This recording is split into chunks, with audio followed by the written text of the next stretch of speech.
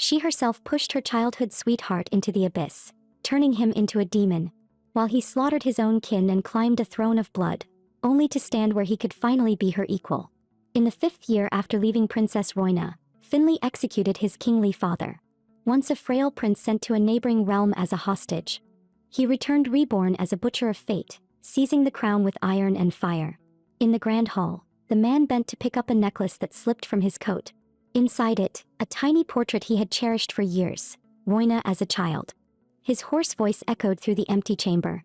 My dearest Royna, 5 years apart. Were you happy without me by your side? I hope your smile is still the same. Royna Celeste had once been the most beloved princess of the Bennett Empire. Her eyes said to shine like the brightest stars in the night sky. Cherished by her family, adored by her people, even favored by the god of love.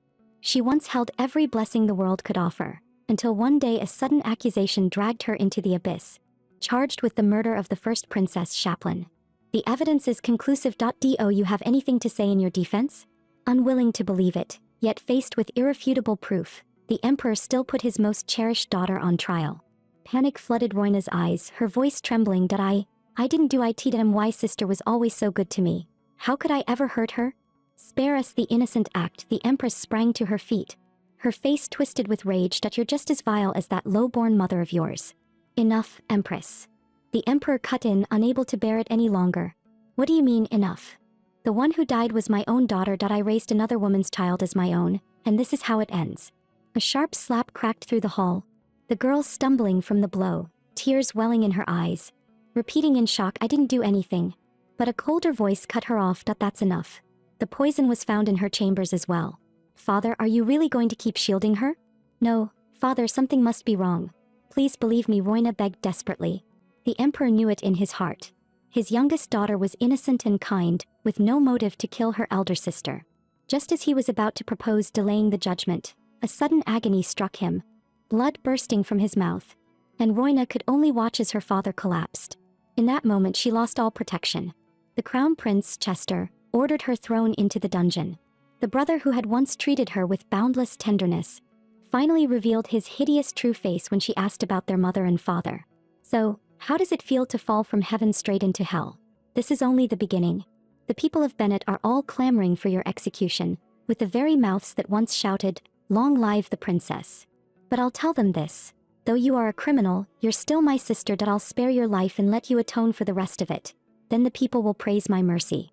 It felt as if Royna's heart were clenched in a brutal grip, her voice shaking as she asked, Brother, why? Shut up. Don't call me brother, and stop pretending I'm some gentle protector. What do you know of the pain I've endured? I've had enough of you, and that foolish mother of yours. Only then did realization strike Royna. You killed my sister. Who can say? Rest assured you'll never know the truth. You asked about your mother, didn't you? That lowly woman was hanged long ago. No one is coming to save you. And Finley, if he were still around, he'd surely try everything to rescue you. But you hurt him deeply, sent him back with your own hands to that man-eating Osborne. He's probably living a fate even worse than yours now. The girl's last defenses shattered. Gagging hoarsely, she rasped, just kill me. Why would I ever let you find an easy release? Twisted hatred burned in Chester's eyes. I'll make you suffer every pain I once endured. Pray that father wakes up. Because he loves you so dearly, perhaps he'd believe you, that is, if he ever wakes at all. In the dark, damp dungeon, Royna lost count of the days and nights. Punishments meant to torment her but never quite kill her, along with moldy, filthy bread and the maid's unrestrained mockery. Until one day she heard that familiar name once more. A coup had erupted in Osborne. The emperor was killed by his own son, the very Finley who had once been sent there as a bride. Guess we really were lucky. That crown prince took such good care of his majesty for a full 5 years. The bread slipped from her hands and hit the ground. Finley, she hadn't heard that name in far, far too long. She murmured softly, her voice barely a whisper, Are you well? I'm doing fine. I hope you are too. During her captivity, Chester at first took pleasure in tormenting her. But once she stopped reacting altogether, he slowly lost interest. Royna, why don't you beg me? He clamped a hand around his sister's throat, his voice carrying a hint of obsession he couldn't quite hide. I loved you so much back then. If you'd just beg me, even I would soften. Even so, Royna stared blankly at Chester, her gaze hollow, and an inexplicable sense of frustration welled up inside him. He suddenly released her, barking impatiently, This is boring. How have you been taking care of her? Clean her up. Now. From that moment on, Chester never appeared again, and the insults that once humiliated her gradually lost their power to wound. Only one thought remained in Royna's mind. No matter what, she had to live.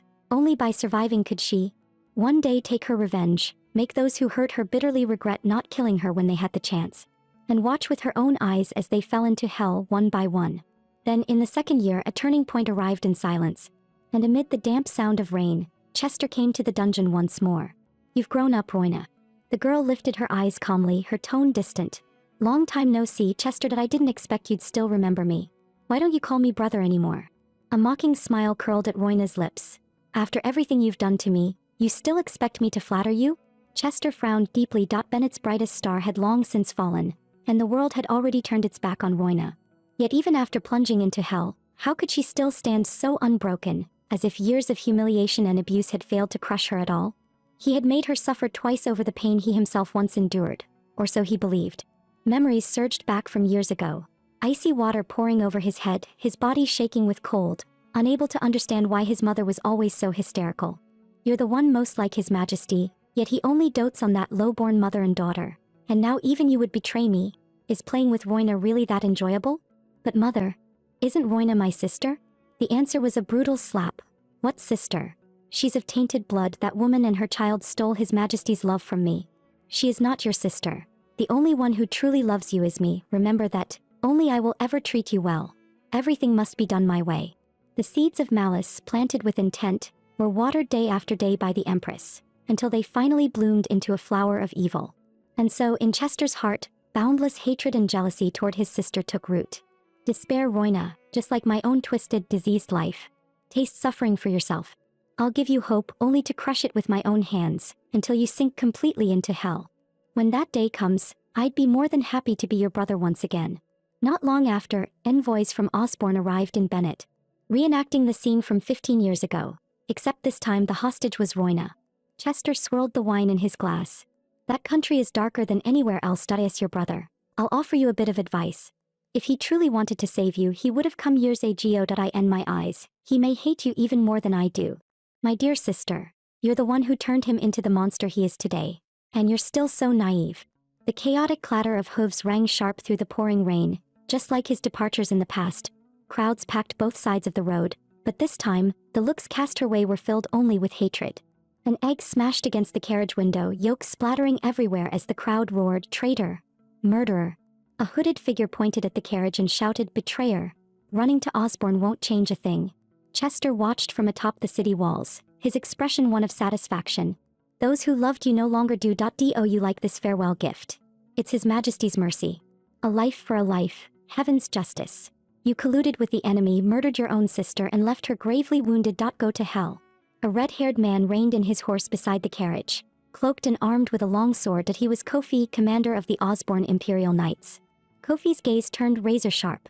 "Anyone who dares insult Princess Royna, Osborne's armies will raise your country within 3 days." The crowd fell into dead silence, terror written across every face.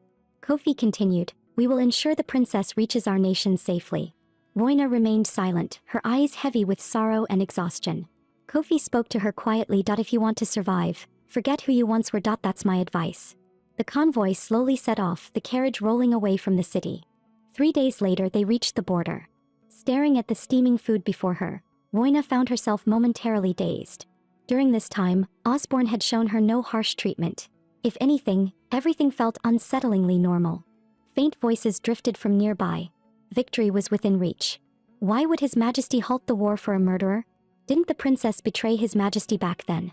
Shouldn't she be punished properly? Maybe. Still, the princess is pitiful. 5 years imprisoned and now sold off like cargo. Could His Majesty still have feelings for her? Unlikely that he's already engaged. Royna's heart jolted. Finley, was he getting married? What she didn't know was that, on a distant cliff, Finley had been standing there for a long time, staring at the tent where Royna was staying. Those pitch-black eyes were unfathomable, betraying no emotion at all. "Your Majesty, would you like to see the princess?" "No, take her to the residence we prepared earlier. She doesn't need to see me." Kofi acknowledged the order. "Understood. I'll arrange for her care immediately." Finley cut him off. "She's nothing more than a hostage. There's no need for all this. Whatever happens to her from now on has nothing to do with me." Those words were later relayed to Royna by Kofi. When Kofi returned to camp, The guards shouted in unison, "The commander has returned." Kofi's gaze swept calmly over them before he headed straight for Royna's tent. Royna was seated by the table. She bowed slightly. "Sir Kofi." Kofi noticed the untouched food. "You shouldn't waste rations. Otherwise His Majesty's mercy is wasted." Royna smiled faintly. "I'm not wasting it. I just don't have an appetite." She reflected silently. Locked up like a stray dog for 5 full years, fed nothing but moldy bread, her stomach was ruined. Whatever she ate would only come back up. As long as she didn't starve, that was enough.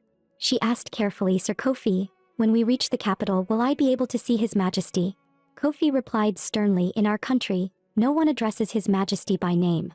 Royna lowered her head slightly. "I understand." Kofi went on, "Do you think coming to Osborne means escaping hell? This place is not merciful. Without His Majesty's protection, it's nothing more than a vast prison." Countless blood-red eyes watched from the darkness, twisted faces weaving together into an invisible net. "You must live quietly. Don't walk into the trap yourself. Peace will not come to you." Royna replied softly, "Yes, I understand. I'll be mindful of my place." A flicker of surprise crossed Kofi's eyes. Was she forcing herself to stay strong? He went on, "The journey will resume shortly. Please eat and rest early. His Majesty will not come to see you. Don't harbor false hopes." With that he turned and left. When the tent flap fell closed, Royna let out a long breath. She collapsed onto the soft bed, her golden hair spilling across the luxurious bedding. Eyes closed, she felt the smooth touch of silk against her skin. All of this was thanks to Finley. Escaping that stinking dungeon alone was something to be grateful for. That was what she should have felt. Yet when her hand pressed to her chest, a quiet bitterness rose. "Finley, why did you push me away?" Tears slid down from her eyes. And Royna curled up on the bed, whispering hoarsely, "It hurts, as if there's a hole torn straight through my heart." The next day, Royna boarded the carriage. Kofi mounted his horse and called out loudly, "We move out." The carriage rolled forward, the axles creaking as it began to move. Royna lowered her head, lost in thought. Back then, all she wanted was for Finley to return home and reclaim his title as prince. Chester and Sir Kofi had both urged her to face reality. Over those 5 years, her position and Finley's had completely reversed. In her memories, Finley looked at her pleadingly, "I want to stay by your side. I don't want to go back." Royna answered coldly, "Duke Schubert has come to take you. You won't get another chance like this." Finley's expression fell. "Why don't you understand my heart?" Yet in the end, Finley had clawed his way up on his own. Him. Her choice back then was nothing but betrayal. If so, why would he save her now? Kofi shot her a sharp glance. It seemed the princess had spent the night thinking and finally grasped her current situation. Good. Even in a foreign land, she would be able to survive on her own. The convoy moved steadily along a forest path, Kofi urging his horse forward a step. 15 years earlier, Rhodes had stood beside a lavish carriage. She was the former commander of the Knights and Kofi's father. Rhodes extended a hand. "Your Highness, please step down." Finley alighted from the carriage and asked quietly, "Sir Rhodes, could you accompany me into the city?" Rhodes replied sternly, "My duty ends at the city gate." A man wearing a monocle approached with a broad smile. "Prince Finley, I am Jules, Minister of Civil Affairs of the Bennett Empire. I will escort you to meet His Majesty." Finley answered softly, "Very well." He followed Jules forward, his figure disappearing at the end of the red carpet. Jules presented a letter. "Your Majesty, this is a handwritten letter from the Emperor of the Osborne Empire." Crawford, Emperor of the Bennett Empire, sat upon his ornate throne, examining the letter carefully. It read, "I offer my son Finley, born of the Empress, to strengthen the friendship between our two nations." A trace of disdain flickered in Crawford's eyes. For the sake of trade, he sells his own son. What a devoted father. He lifted his gaze toward the center of the hall. Poor Finley, standing there all alone, he looks like he might burst into tears at any moment. Royna looked up curiously. "Father, who is that big sister?" Crawford chuckled and corrected her. "Not a big sister. A big brother that he'll be living with us for a while." Realization dawned on Royna, followed by a sudden sense of unease. She shook off Chester's hand. Chester froze for a moment as Royna ran straight toward Big Brother Finley. She grabbed Finley's hand excitedly. "My name is Royna. What's your name?" Finley answered, slightly bewildered, "I'm Finley." Royna's eyes lit up. "Big Brother Finley, you're so pretty. Just like a doll. Let's play together." Finley silently protested in his heart. "You're the one who looks like a doll." He then showed a gentle smile. "All right." Hand in hand, the two of them walked side by side toward the doorway flooded with light. Finley opened the locket and stared at Royna's portrait. "My debt is paid," he murmured. "From now on, you'll have to rely on yourself." He closed the locket and placed it into a drawer. Dawn broke softly, a warm golden hue spreading across the horizon as a manor slowly emerged from the mist. Royna gazed out the window with weary eyes. The carriage came to a halt before a Tudor-style building, its iron gates shut tight, the courtyard silent and deserted. Kofi reined in his horse, his gaze sharp. "We've arrived. Please step down." Royna lowered her head and stepped out of the carriage. Kofi said, "By His Majesty's order, I must return to the royal palace at once." Royna inclined her head slightly. "Thank you, Sir Kofi." Kofi looked at her in silence, then turned his face away. "It's my duty." Royna turned and walked toward the manor gates, escorted by several guards. From horseback, Kofi watched her. She looked obedient, unerringly, so that he then turned his horse and disappeared alone into the fading morning light. Royna stopped before the door as a guard handed her a wooden box. "Inside are the keys and 3 months' worth of iron provisions," he said. "Please accept them. We'll be leaving now." Royna took the box. "Yes. Thank you for your help." The 3 guards turned and departed. Royna lowered her gaze. In her green eyes, no emotion could be seen. She opened the wooden box. Inside lay a pouch of coins and several cold keys. The furnishings were sparse, the fireplace cold. No doubt another display of His Majesty's mercy. Up in the branches, 2 men overlooked the manor.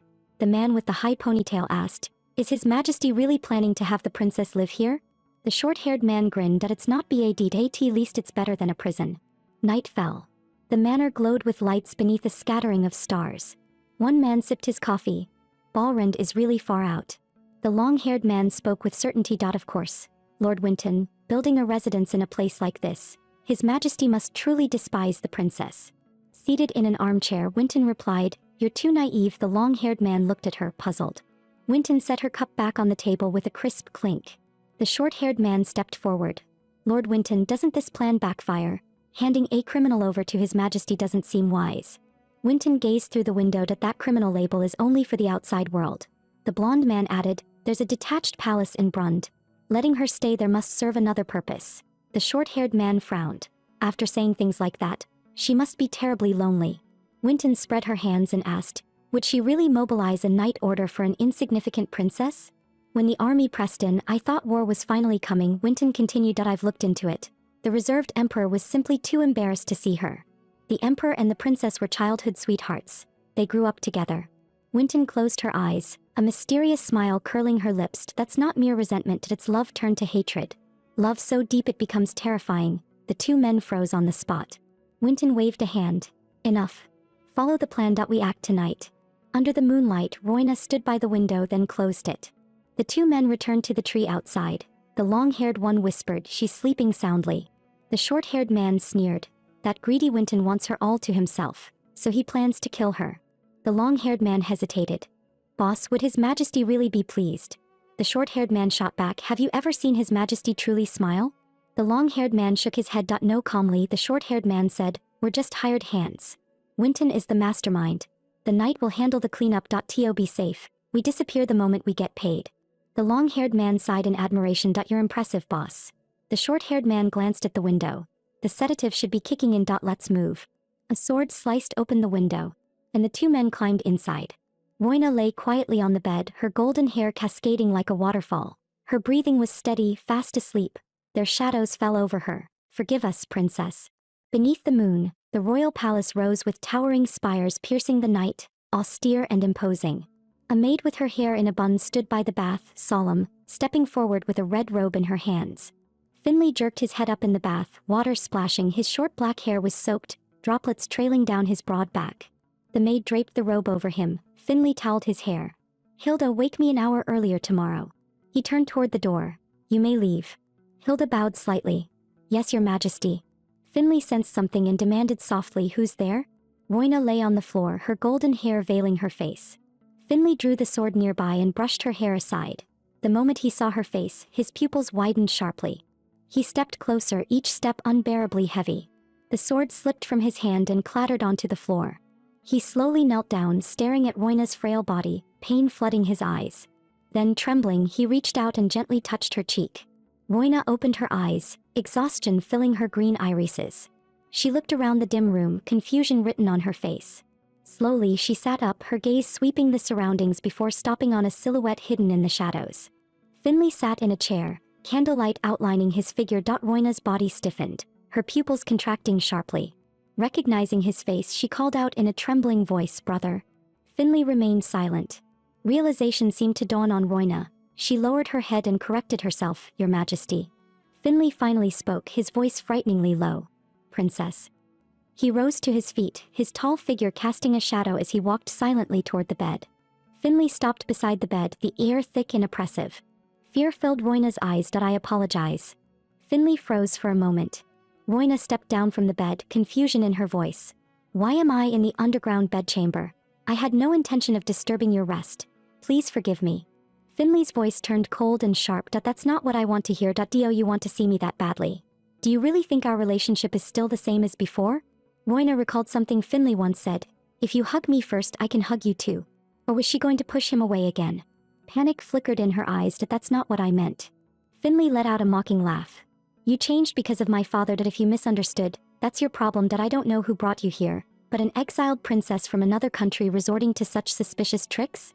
Royna lowered her head and murmured, "Finley, brother, if humiliating me makes you feel better." Finley's gaze hardened instantly. "Don't call me brother. It disgusts me."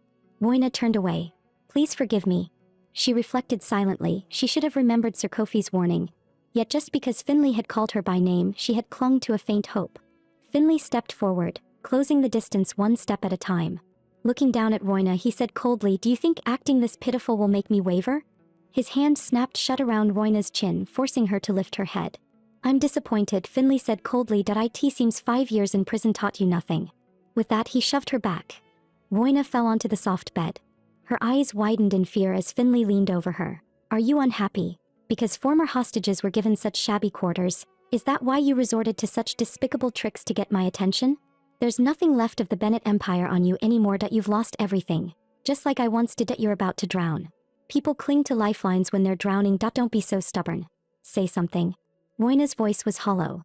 "What am I supposed to say? You already hate me. A little more won't change anything. I'm tired." A faint curve appeared at the corner of Finley's mouth. "For the sake of old ties, I can grant any wish you have, even the love you crave." His hand brushed over Royna's. "After all, in those miserable 10 years, you were the only one who called me brother, the only one who treated me like a person. Wasn't that so?" Royna lay still, unresponsive. "I'm tired." Finley went on, "I could even make you the most noble woman in the Empire." Royna recalled what Chester once said. "If you wish, I'll give you honor, wealth, the people's devotion. I'll restore everything you lost." She finally spoke. "You all want to conquer me. What have I ever done to you? What do you want from me? I don't wish to revisit the past. Even if I was shameful and hurt you, saving someone, haven't I been punished enough?" She sat up and forced a smile. "Being released is already a happiness I don't deserve, Your Majesty's grace. I will never forget it. When you ask what else I want, what does that mean?" Barefoot, she stepped onto the cold carpet. "If Your Majesty has no intention of keeping me tonight, I will take my leave." Lifting her skirt, she bowed slowly and walked out of the chamber. Finley sat at the edge of the bed, head lowered, staring at his empty hand as if her warmth still lingered. He covered his face, fingers sinking into his black hair. "What am I doing?" The vast corridor was brightly lit as Royna walked barefoot. Guards glanced over, shock and confusion in their eyes. Whispers followed. Did she come out of His Majesty's bedchamber? Royna stopped, leaning her back against the cold wall. She slid down slowly, curling into herself as tears fell soundlessly. "How foolish I am." A group of attendants continued murmuring. "Coming out of His Majesty's room, she has no sense of decorum." Hilda cast a sharp look. The attendants fell silent at once. Holding a candelabrum to light the corridor ahead, Hilda ordered without expression, "Continue the patrol." The attendants replied in unison, "Yes." Hilda knocked on Finley's door. "Has Your Majesty retired?" Finley answered from the crack of the door. "What is it?" Hilda lowered her gaze. "I'm here to escort the princess. Many knights are watching her. If anything goes wrong and word reaches the old nobility, Your Majesty's position will be in jeopardy." Finley listened impassively, his hand gripping the doorframe. "Then leave it to you." The door closed slowly. With the candelabrum in hand, Hilda departed at a measured pace. He knit his brows and murmured softly, "Very well." Finley stood alone in the darkness. 5 years had turned them into strangers. You were within reach, yet impossibly distant. You once shone like the sun, and yet you were also the one who hurt him most. In his memory, Royna wore a red gown and declared before everyone, "I refuse your confession. Did you truly think a princess would choose a hostage? My engagement to Duke Norris is settled. I'm sorry if I misled you. Without you, I've been doing just fine." Finley pressed a hand to his forehead. Pain etched across his face that I've been wounded more than once. Even so, I dragged you back from hell that I only want you to bow and admit fault. What must I do to make you kneel? Hilda hurried after her. Your Highness, please wait. Royna stopped and looked at the woman before her. Who are you? Hilda bowed slightly. I am Hilda, a court lady. Royna inclined her head. Good evening, Lady Hilda. She recalled Finley mentioning that his mother had been ill for years, unable to raise him. My wet nurse Hilda stayed by my side. I wonder how she's doing. We'll meet again, won't we? The woman looked stern, yet her voice was gentle. Hilda said, His Majesty asked me to escort you. A flicker of confusion crossed Royna's eyes. Hilda set a pair of shoes beside her. These were prepared by His Majesty. The size may be a little large. Please forgive that. Royna put them on and thanked her softly. Thank you. Why would His Majesty do this? I already refused him. Hilda replied calmly, those were His Majesty's own words. After returning home he went through a great deal which made him short-tempered. Please don't take it to heart, Your Highness. Royna sank into thought. She had endured hardship too. Could suffering really be compared? She couldn't understand him. He felt like a stranger now. Hilda guided her down the stairs. Please don't be angry, Your Highness. Royna answered quietly, Yes, that I deserve the reproach and I'm used to bearing every kind of emotion. Hilda looked surprised. Has something like that truly happened? A knight reined in his horse. He swung down from the saddle. Lady Hilda, are you here to see me off? Hilda bowed slightly. Good evening, Count Alai. Alai looked at Royna with curiosity. And who might this be? Hilda introduced her. This is Her Highness, Princess Royna. The smile vanished from Alai's face, his gaze sharpening. Oh, is that so? He draped a cloak over Royna's shoulders. Why are you out here in your night clothes? Royna looked up at him, her eyes filled with confusion. Alai gently brushed her hair. Go home now. He turned to Hilda. Is His Majesty asleep? Hilda replied, Probably not yet. Alai's smile widened. He won't be able to sleep. I've come to bring good news. Though it's past midnight, I rode through the night to report our victory. He turned to leave. The carriage is ready. Shall we escort the princess? Hilda bowed again. Understood.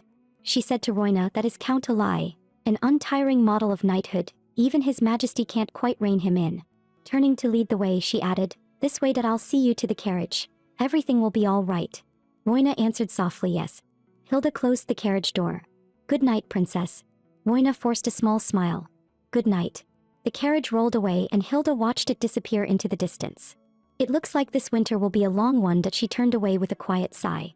Under the cold moonlight of the forest, two men leaned against a tree, catching their breath. The short-haired man spoke first. Lord Winton's prediction was wrong. The long-haired man agreed. Let's report the bad news that we're pulling out. Beneath the night sky, the manor blazed with light. Inside, the short-haired man reported, His Majesty didn't keep the princess overnight. Court Lady Hilda escorted her away. The long-haired man crossed his arms. Yes, don't worry, no one was caught. Winton lowered his gaze and thought, Is that so? He took a sip of tea. So there's no way to keep the two of them together. Then we'll need another approach. A smile curved his lips. The plan succeeded. The two men exchanged looks, baffled. What do you mean? Winton set the teacup down and stood. Jamie, have you ever been in love? The short-haired man, Jamie, hesitated. Not yet. Winton turned to the long-haired man. And you, Board? Board smiled shyly. Are you setting me up with a girl? Winton draped an arm over each of their shoulders. Since His Majesty's accession, have you ever heard of a woman leaving his bedchamber, especially escorted out by Lady Hilda herself? Of course not. It's unprecedented. Which means the princess is special to His Majesty. The two looked confused. Jamie reasoned quietly, but the princess looked miserable. He must have said something cruel. Isn't it just because she's a foreign princess that he spared her? Simply because she annoys him? Winton closed his eyes. You're wrong. The deeper the hatred, the deeper the love. That's the spice of a mad romance. I'm quite experienced in this. An expert even. He spread his arms and laughed aloud. Princess Royna is a lucky star. The trade monopoly is mine. We'll keep watch. If necessary, we'll protect her. Let's wait for the next opportunity. Royna tied on an old apron. If she was going to live here for a while, she had to reset her mindset first. She picked up the broom in the backyard, a faint smile on her face. I'll start with cleaning. She also needed to save money. Once everything was in order, she would look for work. Leaving this place required both funds and connections. She had to let the people of Bennett know the truth. And no matter what, this misunderstanding had to be cleared. She swept the ground, dust rising into the air. Father, Mother, I haven't given up. Please be proud of me. She wiped the table and let out a long sigh. Through the freshly cleaned window she looked outside. A boy in overalls stood by the gate holding a basket filled with something red. Royna opened the door. Who are you? The boy handed her the basket. My mom said this is for you. Royna stared at the tomatoes inside, surprised. For me? The boy pushed the basket into her arms. Yes, for you. Royna hurried to thank him. Thank you. The boy snorted softly and ran off. Royna watched his retreating figure. A neighbor? Hugging the basket, she thought she would go thank them after finishing the cleaning. The sound of hooves rang out on the stone-paved road. 3 men rode past and noticed Royna standing in the distance. Eileen spoke up. Isn't that Royna? I saw her last night at the city gate wearing only a nightdress. I was worried she might catch a cold. Kofi looked puzzled. A nightdress? Holding the basket, Royna wore a gentle smile and turned back toward her house. Kofi glanced at Finley beside him. Was your majesty deliberately taking this road to the detached palace? In the study, Finley rested his head on one hand and said, thanks to your warning, Royna has come to understand her position. I thank you on her behalf. Kofi grew even more confused. The words in Finley's expression didn't match at all. There was clear irritation beneath them. Eileen suddenly interjected, Your Majesty, I just remembered something. Please go on ahead. He ordered the guards, provide tight security for His Majesty. The guards responded in unison, yes.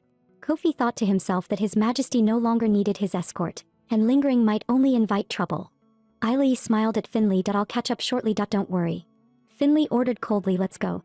Kofi replied, yes, Your Majesty. Eileen waved behind them. See you later. The sound of hooves faded, leaving Eileen alone. Eileen approached Royna and bowed politely. Princess, did you sleep well last night? Royna held the basket. Count Eileen, thank you for your concern. She lowered her gaze. I'm no longer a princess. Please call me by my name, Royna. Or just Roy. Count Eileen smiled. Then from now on I'll call you Roy. He handed her a letter. There will be a banquet at the Balren detached palace. Royna tightened her grip on the basket. With my current status, I can't attend a banquet. Eileen said, if you don't come, I'll lend you that cloak forever. Royna hurried to explain, I'll bring it right away. Eileen smiled. I'm very busy today. Lots to do. He slipped the invitation into the basket. That cloak is what I'll wear to claim victory. He mounted his horse. It would be proper etiquette if you delivered it in person, wouldn't it? He rode off. I'll be waiting until you come. The hoofbeats faded into the distance. Royna lowered her gaze to the letter in the basket, lost in thought. Count Eileen galloped back to the procession. I'm back. He laughed lightly. Your Majesty Finley, what color do you think suits Roy? Pure white perhaps, her golden hair would stand out. Finley's expression darkened. Eileen continued, how about a necklace to match her star-like eyes? I heard Your Majesty used to weave flower crowns for her when you were young. Is that true? She must have been adorable back then. After all she's endured, she's still beautiful, like a doll. I've already given her the invitation. She's just arrived here. She likely doesn't have a dance partner. Watching Finley's darkening face, Kofi grew anxious. Count Eileen, you're going to get yourself killed. Stop talking. And using a nickname already, isn't that too fast? Eileen raised a finger. Because she reminds me of my sister who's my age. Besides, I've been looking for a match lately. A knight's duty is to be captivated by elegant, lovely ladies. And I've just settled my accounts, so I have time. Finley fell silent, then said, do as you wish. He dismounted and walked toward the distant palace, his back resolute. Eileen flashed a victory sign. Really? On the messy bed lay an open black gift box. Beside it was a letter, a red ribbon spilling over the edge. Inside were a necklace set with lavish gemstones and a dress. Royna sat on the edge of the bed, her golden hair in disarray, staring emptily at the gifts and the letter. She remembered the dance she shared with Finley at her 15th birthday ball. It felt like a lifetime ago. Chester had stood among the crowd, looking desolate. That day he didn't smile. Royna's fingers brushed the edge of the box. Lord Eileen lent me his cloak and even prepared a gown. We've only known each other a few days. She lay back on the bed. Still, Mr. Eileen is straightforward. He doesn't seem like a bad person. Her thoughts drifted. Does kindness ever come without a reason? Faces of her family flashed by. Smiling, cold, calculating, they had once been her entire world. She used to believe family kindness was a given simply because they were family. That innocence had long since shattered. She had lost everything. What could she do now? Royna lay there, covering her eyes, tears slipping down silently. Mother. Outside the door, Jamie and Borde were eavesdropping. Jamie whispered in surprise, is the frog princess crying? They exchanged a tense glance. Borde asked, pull out. Jamie nodded. Withdraw. At dawn the next day, Royna stepped out alone and stood before the closed white gate. A boy wearing a cap approached, looking a little nervous. Hello. Royna turned. Hello. What's your name? The boy answered softly, I'm Mika. Are you heading out?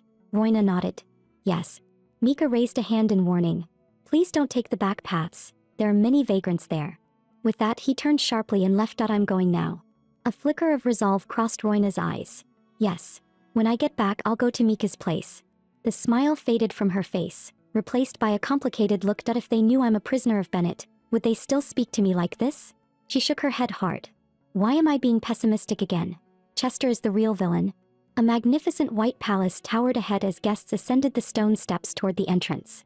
A pink-haired girl in an ornate gown said to the man beside her, "Tell father I'll be home late tonight." He shook his head. "Miss Lilia, the count will worry." Lilia fanned herself lightly. Father needs to learn to let go. Once I'm married, I'll only visit occasionally. I'll persuade him. Surrounded by friends, Lilia smiled. I'm dressed this beautifully. Lord Eiley will notice me, right? I'm an only child. All of my parents' love is mine. You have sisters. You share expectations. She clenched her fists, cheeks flushing. I can do this. He'll be captivated by me. A lady clasped her cheeks, eyes sparkling. Mr. Eiley looks even more manly than last time. Eiley moved through the crowd. Lilia spun around. Her heart raced. Is he coming this way? Oh no, what do I do? She smoothed her skirt, nerves jangling. She'd prepared so long for tonight. I can finally get closer to Lord Eiley. Eiley walked straight past Lilia. Lilia froze, bewildered. Why? Her companions rushed to her side. What happened? It must be a mistake. Eiley walked up to Royna. Lilia glared at her. Who is that woman? Royna held out the cloak. I came to return this. Eiley took it. Thank you. You went to the trouble. He glanced at Royna's attire. She wasn't wearing the gown he'd sent. It seemed she truly disliked banquets. Lilia froze. I dressed up so carefully, and I was ignored. A companion behind her whispered, that must be the Princess of Bennett. A blue-haired girl asked in confusion, do you know her? The woman replied, my brother works with Lord Kofi. I've heard descriptions of the princess. The blue-haired girl realized it. I see. But she's dressed so plainly. Why hasn't His Majesty cast her aside yet? Is it really necessary to spend state funds entertaining her? She's that woman's daughter. The one who stole the Emperor's favor from the Empress. A cold-blooded murderer of her own kin. Whispers spread among the guests. Look, she's already trying to seduce Lord Eiley. Lilia's face darkened. She murmured, that rumored killer. Lord Eiley must be hosting her under orders. Royna bowed to Eiley. If there's nothing else, I'll take my leave. Eiley reached out and caught her wrist. Wait. Lilia stood rigid. He grabbed her hand. Impossible. No one has ever held my hand. Eiley pulled Royna closer. I have something to say. Come with me. Royna looked bewildered. What's going on? She wanted to break free and go home, but he was strong, and she couldn't afford to offend him. She scanned the room. What should I do? Everyone is watching. Lilia clenched her fists. I won't lose. I'm the daughter of House Dresser. The one most suited for Lord Eiley. The women of House Dresser always get what they want. You, a fallen princess from an enemy nation, prepare yourself. A carriage came to a stop. Kofi stood by the door. Your Majesty, we've arrived. Fenley stepped down from the carriage, dressed in an ornate military uniform, his gaze sweeping forward with cold restraint. As he entered the banquet courtyard, the surrounding guests fell silent at once and bowed in unison. Watching the scene, Kofi let out a quiet sigh. The moment His Majesty appears, the entire place freezes. Fenley's eyes passed over the crowd and fixed on a single direction. Eiley was pulling Royna forward by the wrist. Fenley's gaze turned icy in an instant. His eyes locked on the tightly held hand, anger gathering between his brows. Eiley stopped in front of Royna. What I'm about to say is important. Kofi suddenly stepped in, cutting their exchange short. Sir Eiley, His Majesty is waiting for you in the study on the second floor. Eiley turned around. I'll come after I finish speaking with her. Kofi replied, His Majesty needs you immediately. Eiley could only warn Royna, don't go home until I return. I'm not joking. Royna answered softly, yes. Eiley then turned and left. Kofi addressed Royna, Your Highness, if you don't mind, may we speak in another room? Royna replied quietly, yes, I don't mind. The two then walked away side by side. Lilia stood among the crowd, watching Royna's retreating figure, her gaze sharpening by the second. Sir Eiley, I'll make you see that woman's true face. Kofi stood by the door and stepped aside. Please go in. Wait inside. Royna turned to look at her, confusion flickering in her eyes. As Kofi turned to leave, Royna quickly spoke up. Didn't you say there was something to discuss? Why are you leaving? She thought to herself, I know I'm not welcome, but this is the first time I've been ignored so outright. Still, I don't feel as hurt as I expected. Have I grown stronger? What could he possibly want to talk about? A warning to behave, most likely. She glanced around the room. Royal chambers weren't pleasant at all. The windows were so high, it felt more like a cell than a room. Her hand rested on the armrest. Thanks to Chester and his followers, she had learned how to read people. The twitch of a mouth, the faintest wrinkle near the eyes, even the smallest signs were enough for her to see through a person's thoughts. She lowered her gaze, a trace of bitter amusement appearing on her lips. Have I turned from a naive, foolish princess into nothing more than a slightly smarter hostage? Lilia hurried through the corridor. Wait, is this a maze? I was careless that I actually lost her. Whoever designed this place must have been insane. The layout was absurdly complicated. She looked around anxiously. Where are you? At the end of the corridor, a figure vanished onto the second-floor balcony. Lilia's eyes lit up. She curled her lips into a smug smile. Have found you. She lifted her skirt and hurried after them, sneering inwardly. Taking a detour to avoid me won't work. They went into a room just as she thought, a secret meeting. That woman was actually trying to seduce Sir Kofi. She crept closer to the door, careful with every step. A calculating smile curled on her lips. That I won't let her leave, that I'll make Sir Alai see how shameless she really is. She slid her fan into the door latch. Covering her mouth as she giggled, she muttered, that little vixen, I won't tolerate it. Then she darted away. Royna sat on the sofa. When she saw Finley enter, she froze in surprise. She quickly composed herself and stood to bow, Your Majesty. Finley's gaze was cold. That I'm here. Are you disappointed? He pressed on. Why do you look so dejected whenever you see me? You were smiling just fine when that boy handed you the basket. Royna bowed slightly. No, I only heard from Sir Kofi that you wished to speak with me. Finley said, I summoned you. So the one you should be talking to is me. Royna frowned. Didn't we settle this the other night? He asked again. What is it you want? Finley stepped closer. Today I want a proper conversation. He paused. You look thin. Did Chester fail to take proper care of you? Royna turned her head. What do you want to talk about? She hesitated, thinking, should I tell him why I pushed him away back then? Finley suddenly asked, what is your relationship with Alai? Royna's body stiffened. What are you talking about? Finley stepped closer. You called him by a nickname right in front of me and he gave you an invitation. Since when did you become so close? Royna froze. She had thought they would never revisit the past, never like this. Finley spoke coldly. I don't know who brought you here, but an exiled princess using such suspicious tricks. Do you think acting pitiful would make me waver and pull you into my arms? That was 5 years ago. The night she was forced to face her true position, it was the same. Even before that, she had already been looking at him with those cold eyes. Back then, anyone would have thought she was a despicable woman. No matter what she said, he probably wouldn't believe her. Finley's gaze darkened. You think silence will let you dodge the question? I want you to argue back just like you did then. Brother Finley, I only had tea with Norris. You're overthinking it. I'm not 5 years old anymore. I can make my own decisions. Royna lowered her eyes. I won't run away. But I'm not obligated to answer that question. Finley rested his hand on the armrest. As Emperor of the Osborne Empire, I order you to answer me now. What is your relationship with Alai? Royna snapped her head up, fury blazing in her eyes. This is none of your Majesty's business. Why, what right do you bind me? She had pushed him away to free him from the status of a hostage. And no matter how badly she was misunderstood, she endured it, but she never said that aloud. Finley looked down at her. None of my business. Have you forgotten who saved you? Royna turned her face aside. I haven't forgotten. I'm sincerely grateful for your Majesty's mercy, but I never asked for help. Must I report every detail of my life to you? Finley suddenly seized her shoulders. 5 years ago. Were your words and actions sincere? Tears welled in Royna's eyes. Yes.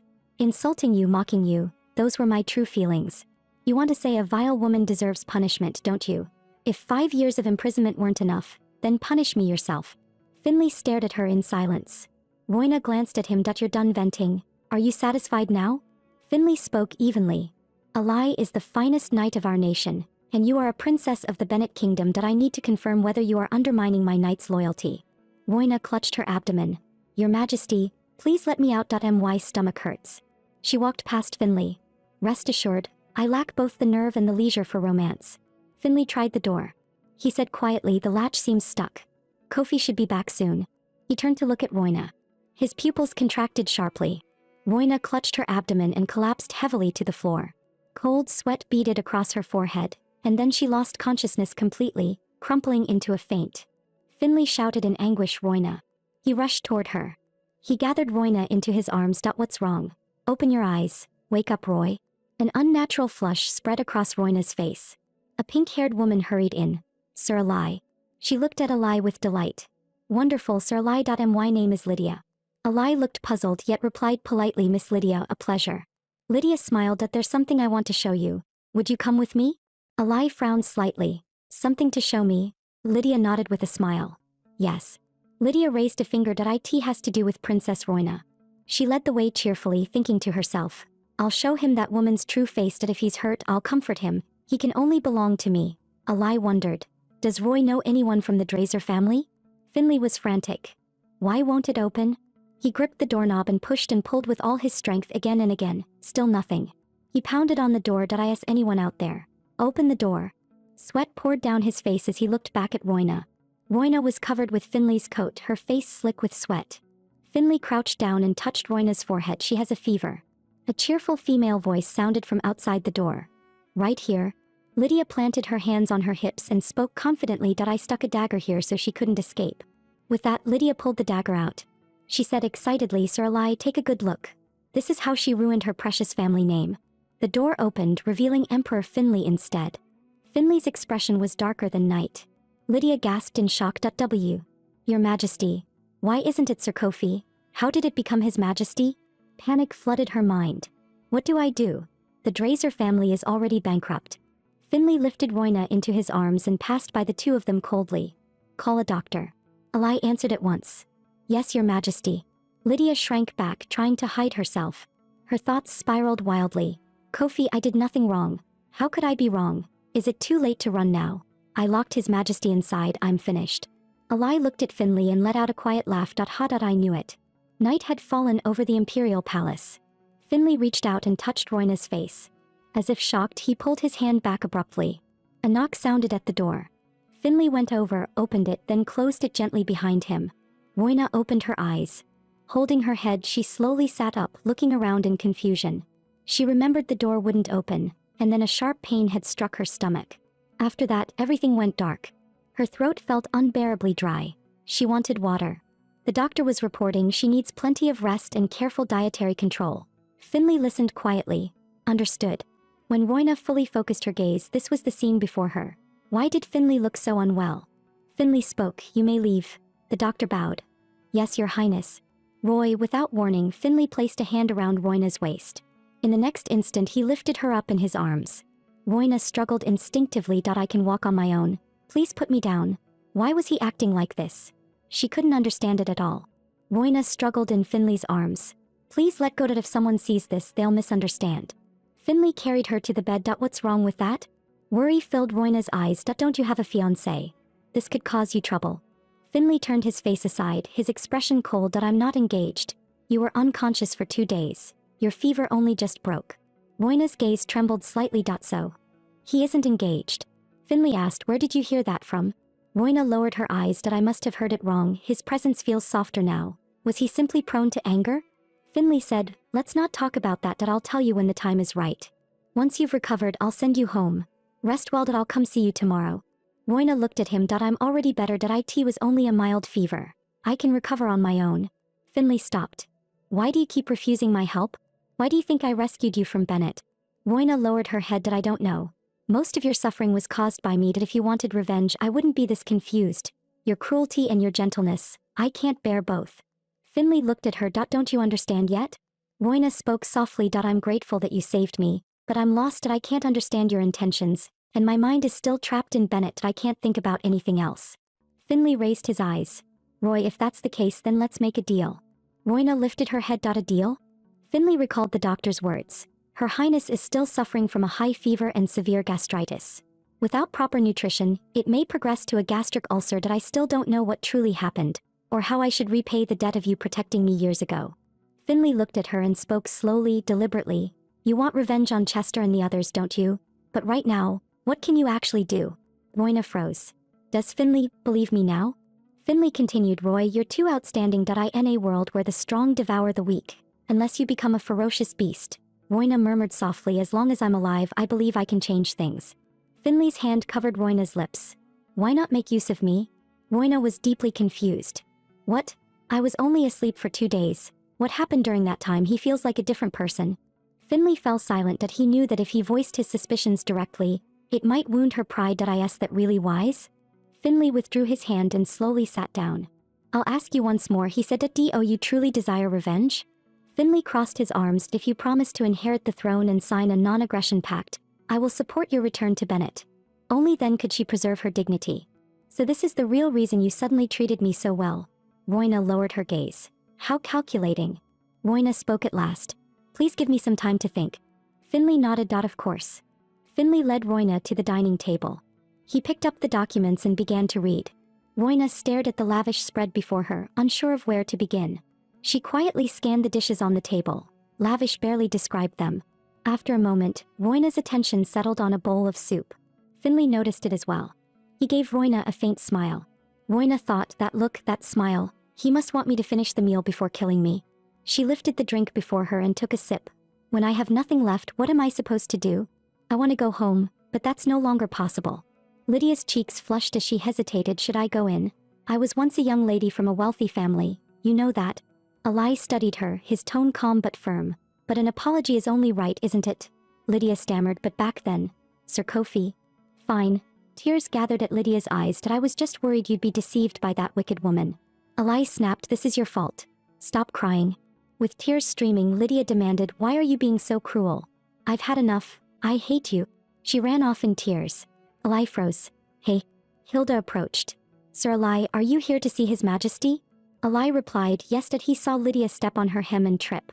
Hilda recognized her at once. Isn't that the Count of Drazer's daughter? Eli nodded. Yes. Lydia collapsed on the floor, sobbing. I made such a fool of myself in front of him. I'm an idiot. Eli looked at her and let out a helpless sigh. He gazed down at her. Miss Lydia. Lydia stayed face down on the floor. Just leave me alone. Eli crouched. After you apologize, how about going horseback riding? Lydia snapped her head up. Really? Don't regret it. Her eyes sparkled, joy spilling over. The dining table was laden with delicacies. A figure caught someone's attention. Why does that girl look so uneasy? Lydia noticed Royna's gaze and stiffened. She's looking at me. Hold it together. I have to. Eli whispered, you can do this, Lydia, right? If you don't apologize, there'll be no riding. Lydia wrestled with herself. Endure it. Lower your head. She gathered her courage. Your Highness, I treated you as an evil woman and had you locked away. I'm willing to accept any punishment. I truly know I was wrong. Royna froze. So that's what it was. Royna replied gently, many people call me a villainess. Please don't take it to heart. Finley looked stunned. Roy, a vicious woman? Royna looked at Lydia. Please raise your face, Miss Lydia. Lydia thought, she doesn't seem like the person I imagined. Lydia said angrily to Ellie, everyone is spreading nonsense saying the princess is a murderer. Ellie replied calmly, that has indeed become the focus lately. Lydia bit her finger and asked with sympathy, even though she's such a gentle, almost angelic person? Ellie reached out and patted her head. So what should we do? Lydia clenched her fists. I don't believe rumors and I won't spread them either. Ellie showed a satisfied expression, thinking to himself, well done. Hilda watched quietly from the side. The Count seems more spirited than usual. Finley set his documents aside. His gaze swept across the table. I haven't prepared your dinner yet. Ellie raised his glass with a grin. My apologies. I've interrupted your private dinner. Lydia's face went pale. Is he testing me? Finley spoke quietly, yet coldly. It's time to escort the young lady home. Ellie smiled. I admire how indirect you are. Royna ate in silence, everything feeling strangely unfamiliar. What is going on? Why does this feel so awkward? A memory flashed. Inside the woods, Royna stood with her back to Finley. If I'm in the way, just say it. Chester wrapped his arms around her from behind. Royna's cheeks flushed. Dio, you really need to beat around the bush. I thought we were already close. The scene returned to the dining hall. Hilda was pouring wine. Finley raised his glass. Didn't I just tell you to leave this place? Lydia's heart tightened. His Majesty is angry. She forced herself to stay composed. Mr. Ellie, about the horseback riding. Lydia finally broke down. Crying, she said, you promised you'd take me riding. How much longer are we supposed to stay here? I can't take this anymore. Ellie replied, let's go. We're leaving now. Lydia's face lit up as if she'd finally been rescued. The two of them stood and bowed. Your Majesty, will take our leave now. Seeing Finley's dark expression, Lydia tensed inside. That look is terrifying. Let's go quickly. Suddenly, Lydia stopped in her tracks. Ellie asked, confused, what's wrong? Lifting her skirt, Lydia bowed to Royna. Princess, would you come to my family's tea party next week? Royna pointed at herself, disbelief clear in her voice. That you're talking to me? Lydia nodded, her gaze flickering. Yes. Seeing Lydia suddenly brimming with excitement, Ellie couldn't quite understand what was happening. Lydia wrapped her arms around Royna from behind. I'm Lydia of the Delisser family. Please take care of me. From today on, we're friends. Voina froze for a moment. It had been a long time since she'd felt such kindness from a stranger, especially someone reaching out so openly. Lydia trotted back to Ellie. Let's go. Ellie laughed lightly. Ha, not bad. Voina murmured, friends. Ellie waved and called out, Your Majesty, you really shouldn't be angry at Voina. I'll take my leave now. Finley's expression darkened once more and silence returned to the dining table. Voina stared blankly toward the doorway. Lowering her head, she sank into thought. Finley gazed quietly at Voina. For a moment he wondered if he had seen his younger self in Lydia, bright and cheerful, just like Voina at 15. He had once stayed by her side, guarding the brightest star of all. Now she was covered in darkness and dust. She might believe she was completely ruined, yet she had no idea how lonely he had been for the past 5 years. He had chased her shadow, clawing his way out of hell. That was the reason. Finley picked up a piece of cake. Do you like sweets? Voina asked, Aren't you having dinner? Finley smiled. I was working earlier. Since I'm done now, I'll eat with you. Voina took a piece of cake as well. Oh, she asked softly, May I go to Lydia's party? Hilda stood nearby, waiting quietly. The doctor entered the room and Hilda promptly led him back outside. Finley asked, Do you want me to go with you? Voina shook her head. No, it's fine. I'll head home right away. Hilda and the doctor walked to a secluded spot. Hilda said, Doctor, I'll see you off. The doctor smiled. Thanks to Miss Lydia, His Majesty had a relatively relaxed and pleasant time. Hilda replied softly, I hope moments like this can last. It's been a long time since I last saw His Majesty smile like that. A knight hurried over. Lady Hilda, is His Majesty inside? Yes, Hilda replied, His Majesty is having dinner. The knight rushed off. Sorry, I'm in a hurry. Hilda frowned slightly. What's going on? A knight knocked on the door, his voice urgent. Your Majesty, there is an emergency. Finley opened the door. He looked at the knight coldly, clearly displeased at being interrupted. What is it? The knight bowed and handed over a letter. I bring news from Bennett. Finley paused. From Bennett? Yes, the knight replied. Finley took the envelope and pulled out the letter inside. As he read, his expression darkened instantly. What? His fingers tightened around the paper, his pupils shrinking sharply. His knuckles turned white from the force, the edges of the letter crumpling as it was crushed in his grip. The sharpness in his eyes hardened into something colder. Damn it, should I tell Roy? The letter stated, After the Emperor's death, the movement to enthrone a new ruler has already begun. One hand clenched the paper again. The parchment let out a harsh, grating sound. Finley raised his gaze, his eyes cold. Summon a lie. Immediately the subordinate bowed at once. Royna was still seated at the dining table. She looked confused. Did something happen? Finley now held another document in his hand. A classified file. Was it related to the military? Finley looked at Royna. Did she hear it? No. If she had, she would surely break down. Finley returned to the dining table and spoke softly. You should eat more slowly. After you're done, I'll take you home. Royna replied, I'll take my prescribed medicine on schedule. Lately, I'll recover. You don't need to come all this way. Finley said, for us to coexist peacefully, staying healthy is essential. Royna listened in silence. She lowered her head, a trace of disappointment crossing her face. Finley spoke quietly. Go on. Eat. He turned his head, his gaze falling on the shredded pieces of paper scattered on the floor. Should I tell her now? His throat bobbed slightly, words lingered at his lips, then were swallowed back. He simply stared at the fragments in silence. When Roy was slandered and demeaned, the Emperor did not protect her, which ultimately led to her imprisonment, and to her awaiting the Empress's judgment. Perhaps she hated his elder brother. That Empress had once been a knight, someone who had saved the Emperor's life on the battlefield. After the two were married, Roy was born. At that time, the Emperor truly adored her. He often looked at her with indulgent affection. The young Roy saw the Emperor as her entire world. He would lift Roy high into the air, while the Empress stood nearby, quietly watching the tender scene. That marriage did not seem to be forged for political reasons. And I, since the day I was born, have never known even a trace of parental love. I envied her deeply. What was insignificant warmth to her was an unattainable luxury to me. My father only saw the power behind my mother and treated her as nothing more than a political wife. When her family declined, he quickly lost interest in her as well. Every fragment of that past was carved into my memory, never to be forgotten. I learned that familial love was a privilege reserved for the strong.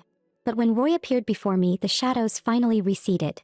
It felt as if I were standing beneath warm sunlight again, as she gently gathered the shattered pieces of my heart with her small hands. Brother Finley, you're spacing out again. I could no longer deceive her. At least now, I had to tell her the truth. He pressed a hand to his chest, hesitation flickering in his eyes. Royna looked at him and asked softly, Your Majesty, Did something happen? You look terrifying. Finley lowered his gaze and said quietly, the Emperor has passed away. Royna's pupils constricted as she stared at him in disbelief. Her entire body trembled as if struck by an unseen force. In that instant, her world collapsed into darkness, leaving her utterly alone. Her hands trembled as she clutched the fork and knife, her entire body shaking uncontrollably. The utensils slipped from her grasp and clattered onto the plate. She covered her mouth as silent tears streamed down her face. I still had so many things I wanted to say to you, Father. When Mother passed away, did your heart ache the same way mine does now? During the 5 years I was gone, did you lie awake in pain every night? After I left Bennett, were you doing well? A figure draped in a crimson cloak stood upon a meadow in full bloom. This was the Emperor as Royna remembered him. Why didn't you wait for me to come back before leaving? How I wished you could have waited until the heart of Bennett you loved returned home. Royna covered her face with both hands, sobbing in anguish. She didn't regret saying the wrong things. She regretted never getting the chance to say what truly mattered. Finley reached out, calling softly, Royna. Finley rested his hand on Royna's shoulder. She flinched in shock. The next instant she lunged forward, throwing herself into his arms. Her voice broke as she cried out, Brother Finley, it was Chester and the Empress who killed Father. They took my parents, they took everything from me. Finley held Royna in silence, emotions surging in his eyes, yet no words came. Royna buried her face against his chest, her tears soaking into his clothes. In her memories, the grand banquet hall still gleamed with splendor, only to shatter into nothingness in a single moment. Finley finally let his guard down. He wrapped Royna in his arms, holding her as if she were a treasure he had nearly lost forever. They didn't steal your talent, Finley said softly. You didn't lose anything. You're still here, still with me. Royna froze for a moment. Then her last layer of defense crumbled and she buried herself against his chest. She broke down completely, her sobs soaking through Finley's clothes. The carriage wheels crushed through mud as rain washed over the tracks. Water splashed, hooves shattered puddles, and the ruts quickly vanished beneath the downpour. Two cloaked knights galloped through the rain. Inside the carriage, Royna stared blankly out the window. The rain's heavy, Finley said. His gaze lowered. It was raining like this the day I left Bennett too. Royna clenched her fingers but didn't respond. She thought maybe these 2 days in the side hall had eased the tension between them, just a little. Yet in her memories, Chester never smiled. He stood beside her, holding an umbrella over her head. Brother, was this really the right choice? Royna asked. Chester answered without hesitation, yes. You did well. This way Finley can finally stop being a hostage. Royna looked toward the distance. Brother Finley. Before she could finish, Finley spurred his horse forward and vanished beyond the hills. He never once looked back. That retreating figure burned itself into Royna's memory. 5 years were enough to change a person beyond recognition. Had Finley become a tyrant feared by all? Or was he still the gentle brother who once comforted her? The Finley who had held her so tightly? Which one was the real you? 5 years are enough to change anyone. And yet, I became a hysterical woman. Royna let out a bitter, self-mocking smile, her nails digging deep into her palm. How did it come to this? She sat quietly, hands folded on her lap, her expression drained of all color. Finley placed his hand over hers. Roy, don't be afraid. His fingers tightened gently, and he pressed a soft kiss onto the back of her left hand. A knight would never harm his princess. Heat rushed to Royna's face. Do you remember? He said that I am your knight, that I swore my loyalty to you, that I would never betray you. Brother Finley. Tears shimmered in Royna's eyes. I'm sorry. This is all my fault, that I was so foolish, that I hurt my parents, my sister, you, and so many others. Finley pulled her into his arms.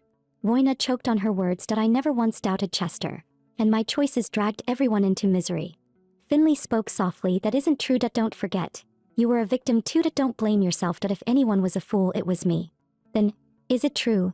Royna asked quietly. Are you engaged to Duke Norris? Royna wiped away her tears and said softly, it's true. Finley froze. But when I heard you had returned safely, I immediately called off the engagement. That I can't believe I used that to hurt you. After that, he left the capital. That he must hate me. That I think I need a chance to apologize to him. Finley's thoughts drifted back. That he had grabbed Norris by the collar and demanded, you knew I loved Roy. Why did you still get engaged to her? Norris had replied indifferently, unfortunate. She was the one who fell in love with me first. Why don't you quietly return to your own country? Finley rubbed his temples. The Loris family, as close allies of the Emperor, they wouldn't bow to Chester so easily. Norris would do whatever it took to secure their support. And no matter what, I must stop Norris from meeting Roy again. The carriage slowly came to a stop. We've arrived, the aide said respectfully. Finley spoke up, it's still raining heavily. Royna looked at him in confusion. If you slip, it could be dangerous. Royna turned her face away shyly. Why don't we wait until the rain stops? Finley nodded that that's a good idea. Rain drummed against the window. The aide opened a black umbrella. Watch your step. Royna nodded. Yes. Finley reached for the handle. I'll take it. The aide hesitated, then handed the umbrella to him. The two of them shared one umbrella as they headed toward the distant residence. Finley said quietly, weren't you supposed to meet Coffee? Let him wait. Coffee sat on the sofa, teacup in hand. 2 hours had already passed.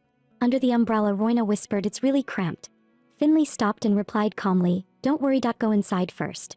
He turned to the aide behind him. How long are you planning to follow me? Startled, the aide bent over at once. I suddenly have a stomachache, your majesty. I'll take my leave. He hurried away, unwilling to endure Finley's sharp gaze any longer. Royna asked in confusion, what happened? Finley replied calmly, nothing. Someone just left in a hurry. Royna blinked. Oh? Finley lowered his head, thinking, looks like we won't be leaving tonight. It'd be best if the rain never stopped. Royna glanced out the window. The rain hasn't stopped. How are we supposed to get back? The carriage doesn't seem to be here anymore. Finley suddenly spoke, his voice low. How did Chester treat you? Royna turned to him, stiffening slightly. Why are you asking that all of a sudden? Finley explained, the marks from when you were imprisoned are gone now. I thought you were merely being protected. I didn't expect that he was actually abusing you. Royna lowered her gaze. So, you already knew. Hilda told me, Finley said. About the whip marks on your body. Royna looked down. That wasn't neglect. Chester himself came to take me away. That man hurt me. I'll never understand it. I truly believed my kind brother would never harm me. But when I really think back, there were times he looked at me with pure hatred. We were just children back then. The Empress controlled him, filling his heart with twisted love and resentment. He once felt affection for father. But after Chester grew up, his world was left with nothing but hatred, for his mother and for me. That hatred consumed him. He chose to drag me down into hell with him. Even if it meant killing my sister. So this is what family bonds are. This is what royalty truly means. I'm sorry. Finley leaned against her shoulder. Royna looked up at him. Why are you apologizing? Finley answered quietly, because my pride made you suffer more than you should have. Can you let me see your injuries? Royna's cheeks flushed instantly. What are you talking about? Finley hurried to explain, words tumbling out. I just want to know how serious they are. Is that strange? Royna turned her head away, embarrassed. So you brought me here just to take my clothes off? Finley froze. He stepped back in panic, ears burning. No. That's not it. I just wanted to know how bad it really was. Royna suddenly laughed. I'm kidding. Finley cleared his throat, trying to hide his awkwardness. I just can't feel at ease unless I see it for myself. Roy, you finally smiled, he said softly, just like before. Royna teased him with a grin. Huh, I'm not showing you. Finley's face turned bright red. Alright, I won't look. Royna turned away. I'll make some tea. As she sat down, feeling Finley close by, she asked, isn't it strange for an emperor to make tea himself? Finley replied gently, there's no emperor here. Just you and me. Finley lifted a bucket of water and slowly poured it into the large wooden tub. Flames crackled fiercely as he spoke in a low voice. Roy, do you remember that rainy day? It was not long after I became a hostage. Royna answered softly, I remember. In her memory, two noble boys stood in the rain, laughing at Finley lying on the ground. Are you the princess's dog? Finley struggled upright, fixing them with a sharp, defiant stare. One of the boys sneered. What, you think glaring at me will scare me? Suddenly Royna rushed forward. You bully. Royna, what are you doing? The other boy shouted in alarm. Do you know what happens if you hit the Empress's nephew? I'll tell my aunt. Royna snapped back angrily. I don't care. You're the one who's wrong. The servants cried out in panic, calling her name, but Royna didn't move. She only looked at Finley. Her gaze was firm, unwavering. Brother Finley, I won't let anyone bully you ever again, okay? From that day on, I kept thinking, I wanted to protect you forever. Royna buried her face in her knees. It was just a small thing. Finley shook his head immediately. No, it wasn't. Maybe it was small to you, but without that moment there would be no me today. Roy, you're the reason I became who I am. Finley gently placed his hand on Royna's head, his voice steadied. It's raining again. This time, I'll be the one to protect you. He lowered his head and kissed Royna's hand. Let's start over, he said softly. I've always wanted the one I love to smile. Finley rested his face against Royna's shoulder, his voice low and steady. But now I understand, pain and anxiety are just part of life. Life is long. This was how he had always shown her what he felt. He was always behind her, even when she forced him to leave, even when she sent him away. She had no doubt. Once his duty was fulfilled, he would return to her without hesitation. She used to believe his love was simply instinct, something natural, and never truly noticed it. Pain, hope, joy, anger. That longing look, she had seen it countless times. Yet she had never understood what it truly meant. Royna whispered, "I'm sorry, brother." She lifted his face in her hands, her eyes shining. "That I took your love for granted." Finley answered gently, his voice calm and sure. "That it's all right, Roy."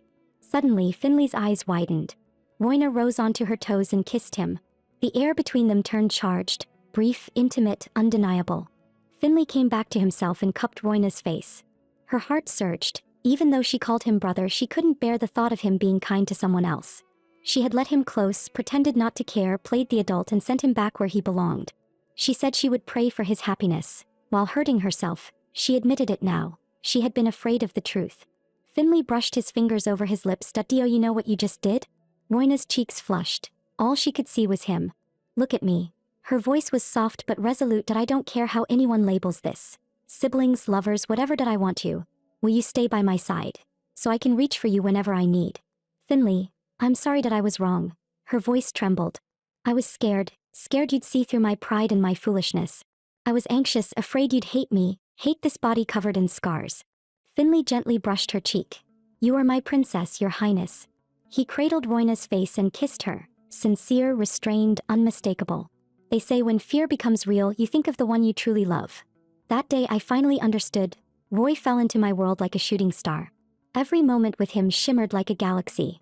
Even watching his back was enough to make me happy. The warmth of the cabin, the soft glow of the hearth, and the steady rhythm of rain surrounded us. I had dreamed of a day like this, where it was only him and me. I never craved power, yet now I was grateful for it because power was what allowed me to hold the one I love. For 15 years, all I wished for was for her to reach out first. Even waiting would feel full of joy. Finley leaned in again and whispered, "Roy, thank you. You finally gave me your answer." The rain had stopped. Finley murmured, "I almost wish it would last a little longer." Royna asked, "Brother, aren't you going back to the palace?" "Don't call me brother," he said softly. "Call me by my name." Royna hesitated. Finley leaned closer. "At least when it's just the two of us." Royna answered quietly. Finley pressed a kiss to the top of Royna's head. He mounted his horse with ease. "Once I finish the mission, I'll come straight back." Royna waved. A boy watched them from the shadows.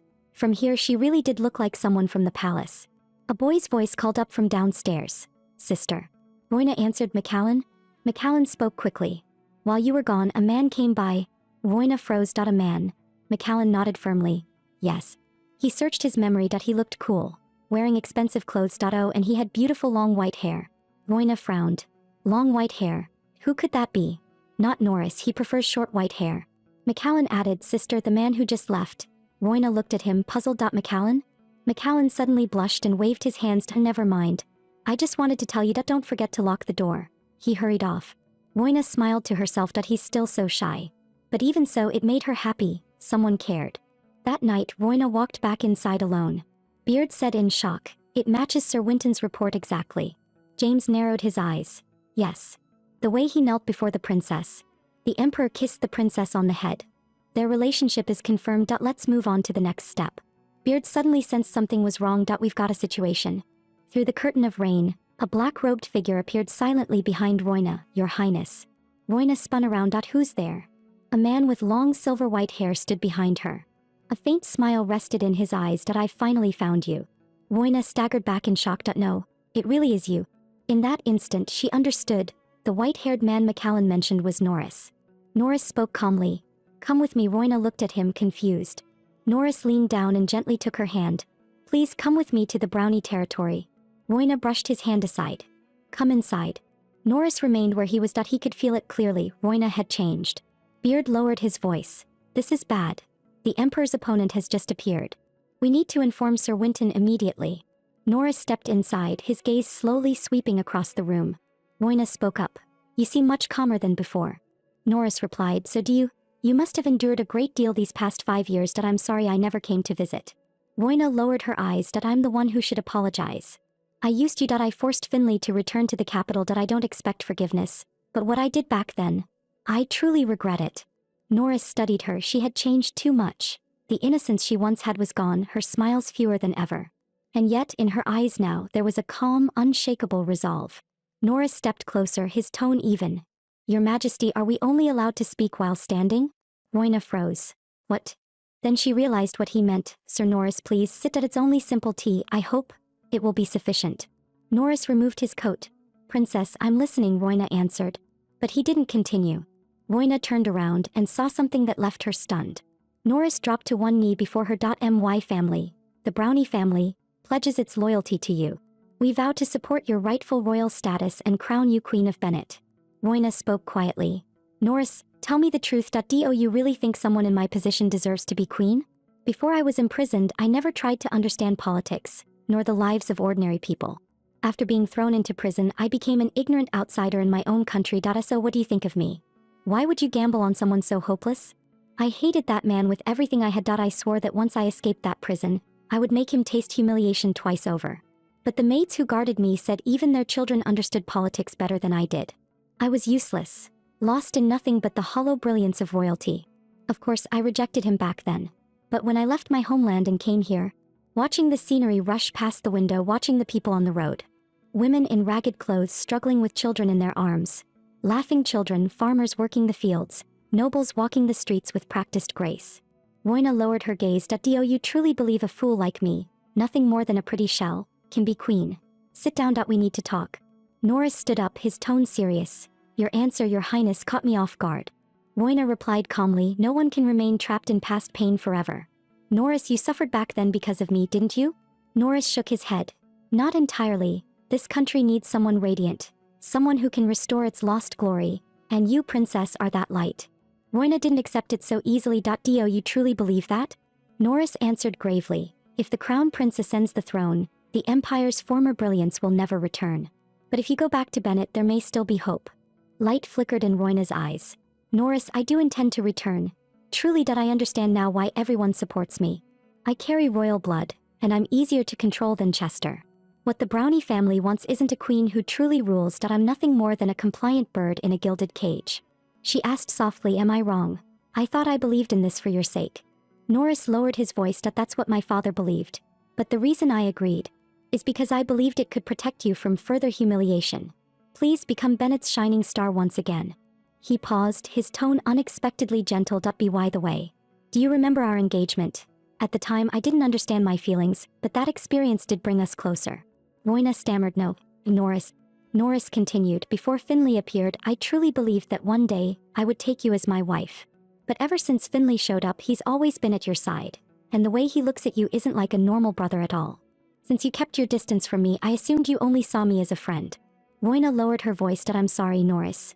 Norris shook his head. I was the one who kept stepping back. I lacked the courage. Norris stood up, his expression resolute. Roy, once your advisor and also your former fiancé. This time I won't let go. We'll see each other again very soon. Trust me, it won't take long. He placed a hand over his chest and swore, I vow to become the shield that protects you. Chester sat alone in the darkness, a wine glass in his hand. A subordinate asked cautiously, Your Highness, what is your decision? And, it seems he met the prince yesterday. Chester looked up. Is there anything else? The subordinate hesitated. Well, Chester snapped impatiently, what are you mumbling about? Do you want your tongue cut out? I saw the Emperor of Osborne leaving the princess's residence. Resting his face against his hand, Chester spoke coldly. That doesn't match the earlier reports. Weren't we told Finley had no interest in Royna at all? The subordinate spoke up. That separate palace used to be easy to infiltrate, but after that incident, everything changed. Now not even a fly can get inside. I don't know what happened between the princess and the emperor during those days, but... Chester stared at him darkly. You understand what that means, don't you? The subordinate dropped to one knee in panic. Yes, I do. Chester said coldly, then you know what needs to be done. Thunder cracked across the sky. A smile curled at Chester's lips as he raised his wine glass. Then let us fall into hell together, brother and sister. The sky hung heavy and overcast. The grand palace loomed beneath the gloom, its carved details pressing down like a weight. The doors were flung open and a burst of light tore through the darkness. Chester stood in the doorway, his towering shadow stretching across the floor. Leather boots struck the cold marble, ringing sharply. Chester looked toward the woman lying on the bed. He spoke slowly, Mother. Dark circles framed the woman's eyes. Chester's voice was cold. Father is dead. What is it, Mother? Are you not pleased? Those words completely enraged her. She lunged forward, reaching for Chester's throat. You demon. Chester seized her hand abruptly. He leaned in close and whispered by her ear, Aren't we mother and son? Our fates are bound together. That if I am a demon, then what does that make you? His mother glared at him. You killed His Majesty.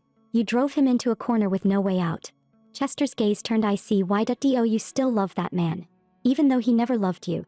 Her voice trembled. Shut up, he loved me. He loved me. Chester tightened his grip on her wrist. Have you forgotten? Isn't that what you always told Royna and her mother? He bent down and whispered, you taught her that, didn't you? That only obedience earns love. That's why she ended up hanging herself. So what about it? Did father ever come close to you? Chester's eyes pierced the darkness. You were never loved, were you? His mother murmured softly. Demon. Chester released her hand. We are few in this world. But no, my younger brother Louis still lives. When that boy grows up, we should send him to the battlefield to serve the nation. Tears streamed down his mother's face as she stared at him in fury. Chester ignored her anger and collapsed onto the bed. Your most trusted son is finally going to become king. With that, mother will obtain everything she has ever desired. So what do you say? Let's start over, like an ordinary mother and son. You never sang me a lullaby, did you? He looked at his mother with cold indifference. Now sing for me like a real mother would. Time rewound to a day earlier. Kofi stood alone in the great hall, the firelight flickering across his tense, waiting figure. He cradled his cup in both hands, his eyelid twitching from too much caffeine. Had His Majesty forgotten about what lay beneath the estate? The door burst open. Finley stepped inside. Emperor Crawford has passed away. Kofi shot to his feet. What? He couldn't believe what he was hearing. Your Majesty. Finley's expression was grave. The plans for the auto trade port will change. There may even be military friction. Understood. Finley went on. Also, my apologies. Have my clothes packed and sent to Princess Royna's residence. Kofi stared at him in shock. You're sending her clothes? Finley repeated flatly, my clothes. Send them. Kofi froze, 3 invisible question marks practically floating over his head. Huh? Finley snapped impatiently. You heard me. Go. Wait. Kofi turned back. Royna likes flowers. Prepare some potted plants as well. No need to clean the interior. I'll handle that myself. He added, from today on after 5 p.m., don't come unless I summon you. Kofi's expression darkened. Your Majesty, your personal safety. Finley cut him off. Yes. Increase security. But don't let Royna notice. He added calmly, I won't cause trouble. Yet his gaze sharpened. Don't you understand? Kofi stood completely frozen, his mind utterly blank. He snapped into a deep bow. Understood. Left standing alone, he wondered what on earth had happened over the past few days. He didn't understand it, but His Majesty was clearly serious. A knock sounded at the door. A messenger rushed up the stairs. Your Majesty, an urgent report. A letter has arrived from the Duke of Bennett. The sky was a flawless blue, clouds drifting lazily across it. Kofi directed the attendants, place it here. Royna looked puzzled. What is this? Kofi smiled politely and bowed, His Majesty's full set of clothing. Royna was even more confused. Would His Majesty's clothes be sent to me? Kofi broke into a sweat. He offered no explanation, only issued further instructions. Screaming internally, I want to know too. Royna seemed lost in thought. Kofi bowed politely. We'll take our leave now. Royna waved her hand. All right. Royna stared at the boxes, deep in thought. She sat quietly and picked up a book, flipping through its pages. Royna. Finley rode up on horseback. What are you doing sitting here? Royna stood and explained, I'm just guarding your belongings so they won't be stolen. Sir Kofi said you ordered that no one touch them. Finley lifted one of the boxes. I've already moved in. Royna stared at him in shock. What? Finley smiled and raised a finger.